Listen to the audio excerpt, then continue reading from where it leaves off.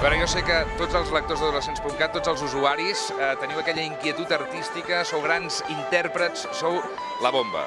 I per això ens hem aturat aquí a la Nancy Tuñón, que és una escola amb una llarguíssima història, 40 anys de trajectòria, formant actors professionals. Aquest any fem els 40 anys que la Nancy va començar a donar classes a Barcelona i al llarg de tots aquests anys nosaltres ens hem dedicat a formar actors un a un. Què hi ha a Catalunya que tinguem tan bons actors i la resposta no pot ser la Nancy Tuñón?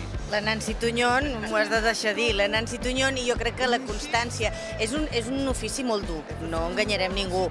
Necessita de molta persistència, de molta vocació, de molt d'esforç, i els catalans ho tenim això. Som gent d'empenta, treballadors, treballadores. Escolta, quin perfil d'alumne ve? Perquè hi ha algú que dirà, hòstia, em sento superidentificat amb aquest perfil que acaba de...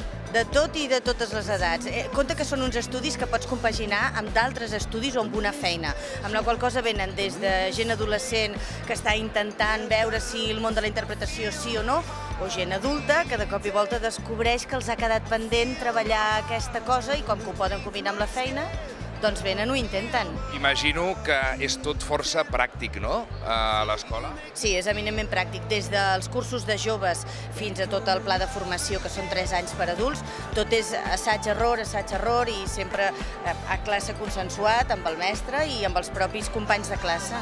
Al pla de formació fem interpretació, cos, veu, dicció catalana i dicció castellana.